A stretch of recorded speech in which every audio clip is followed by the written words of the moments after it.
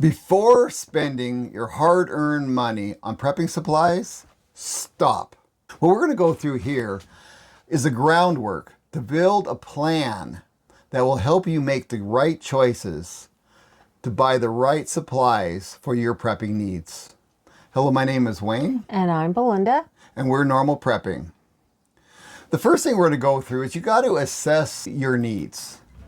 And when you look at this, one of the first things you got to think of, and it's often missed, look at the size of your family. And look at the size of the family that may show up at your house. It's not just like Belinda and I. If we planned for just us, we wouldn't last very long because, we have friends, we have family that are also will need our help. So do an honest evaluation. Just don't think, oh, they won't show up, or, it's just us, or we won't let them come over. Well, be honest with yourself and just start thinking about who will be at your house. And that'll give you, an idea of, how much, food and stuff you'll need. Food You'll need. And also think about this too. What kind of problems or what kind of health problems or anything else, limitations that do they have?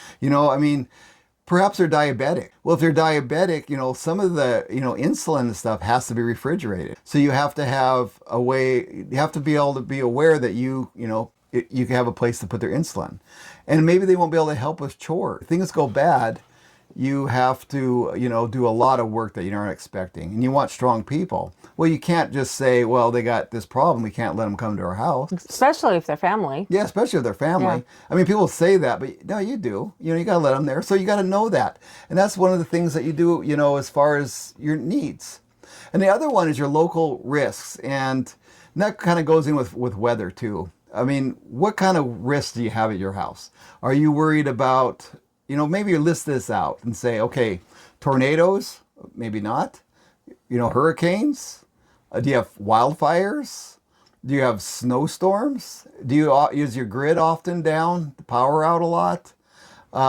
Maybe you have riots, Earthquakes? Earthquakes? Mm-hmm. Yeah, she's from an area that had earthquakes. She knows all about that. Yeah. There's tons of that. And you got to think, okay, so when now that you write this on your list and say, okay, this is what we got to worry about, these things. And that'll help narrow down what you need. And then the next thing you got to do, take inventory of what you have. Yeah. And we were talking about the other day, and you were like bringing up, even your camping supplies. Yeah, because if you do have people come over, like us, we only have a 2-bedroom. We can't fit an additional 15 people here. So check your camping supplies. We have a big backyard. So they have to camp out outside, make it a fun thing. But you make sure you have tents so they could put up and stay in the tents. That's fine. You have a bathroom in the house, or you have, if we watch one of our videos, we show you how to use wag bags or portable toilets in a bucket that we have on hand. Yep. You need to have those on hand too, just in case you get a whole bunch of people. Yeah, and I'll put a link up here on that. Yeah, and just be prepared that way. Yeah. Have extra camping gear. Have extra toiletry stuff. Chairs. Yeah. People could sit outside. Make it a big camping event if you have to. Yeah. See what you got. And that could really help. And also, then you get to the food. The first thing we always do as preppers, we fill our, pantries full of food. Yeah. Well, you want to start off, before you go willy-nilly running to the store and start buying stuff, first, what do you have? Take inventory. And start with your refrigerator. Yes. Because your refrigerator is what you'll use first. You'll clean that out, especially if you don't have power. Yeah. You'll work through that. So just take an inventory, because that's... Refrigerator, freezer. Yep, freezer. And then... and that will change. That's consumable. But still, most people keep about the same stuff in their fridge most of the time. Mm-hmm. So you've got that idea.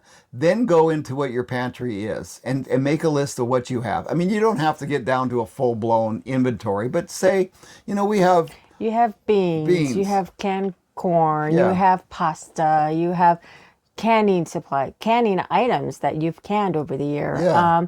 Things like that you have in your pantry that will last you longer than what's in your fridge. Yeah. And then take an inventory. And then step back and look and say, okay, I have all this stuff, but if something were to happen, is it enough? It's hard to go and say, okay, we have 8 cans of this. But we've been eating long enough to kind of figure out, okay, that'll last us, one person a day, So you can kind of get an eyeball. That's 2 meals. If I Yep. use those, that's 2 meals. Exactly. If I use that'll like last me 3 days. Yeah. You know how you eat and what you need and what you 'cause use. if you get too into it, Yeah. you'll get, paralysis by analysis, So just kind of, get an idea. And then the next thing, once you get your food taken care of, even though this is more important than food, but we all think of food first, so it's a good thing to Yeah. knock the food out. Then go in and say, okay, water. Yeah. What kind of, do you have like a well? Do you have any streams, lakes, ponds, rivers, anything that you can get to that you can within get to? walking distance, or if you have a well, great. But can you run that well? Yeah. You may have water, but can you get it to it? Yeah. So then once you have that, then start looking at it going, okay, I have water. Do I have things to put the water in? Mm-hmm. If you think about like a 5-gallon jug of water, you don't want to be carrying that like a half a mile. Mm-hmm. So you got to figure out, okay, I got water. How am I going to get the water to our place? Without spilling all of it. And killing yourself, Yeah. breaking your back. Yeah. And then also what kind of filtration. And look back into your camping gear, or maybe you already have some prepping supplies. Make sure you have, a filter. But really, I mean, besides just looking at the containers, and you want containers because you want to do a run, but figure out, okay, so what if you can't get there by car? Yep. How are you going to do it? Perhaps you can have a little wagon, a little red wagon, or whatever to pull A it. utility cart of some kind? Yeah, utility cart. Yeah. So write this on your list, and then this will be a list that you'll go through, and you'll say, oh, I have that, and then put that in a column with, for water. Your utility cart could use for many things. For hauling. For hauling. Yeah. And if you think you need it, then maybe put a little star by it and say, I need this. And this goes throughout this entire list. Just mark it and say, oh, I'll need that. Make priority lists and say, okay, I need this first, I need that second. Yep. Just go down your list. And don't forget first aid. Yeah. You want some good... You want Advil, Tylenol, Yeah. Zicam, whatever you need for flu season. You need stomach stuff. Yeah, always remember the stomach stuff. Always remember Pepto-Bismol or something. Somebody's going to get that. Also, somebody's going to get a cold. Yeah. So, and then, of course, you want your, You want your laxatives also, just in case. Yep, because, Somebody may be eating, they're not used to the food that you have in your pantry, Yeah. and they might need a little help. And these things are often, missed out. People Yeah. don't think about these. They always go straight to the tourniquets, which you need. Children medicine. Yeah, but children medicine. Always have children medicine because, but get a worst good- thing is to have a sick child. But get a good idea of what you have before you buy it. Yeah. Just go through and say, that way you won't be doubling up and tripling up. And then kind of write down how much you have. Okay, I have this much Advil, I have this much ibuprofen, I have this many tourniquets, I have this many bandages, I have, this many stopwatch. Antiseptic. All that. Antibiotic. Yep, antibiotics. And then the next thing is skills. Before you start spending money on stuff, you should have some basic skills. One is big, as we just finished talking about, is first aid. Get as advanced first aid as you possibly can get. Get some books. Yeah, and books that too. have pictures and shows you and explains how to make a tourniquet. Yeah. How to clean wounds, Yeah. something, because you never know what you might need. But just see what you have before Yeah. this is before you buy it. But it's in your mind. We're putting it in your mind.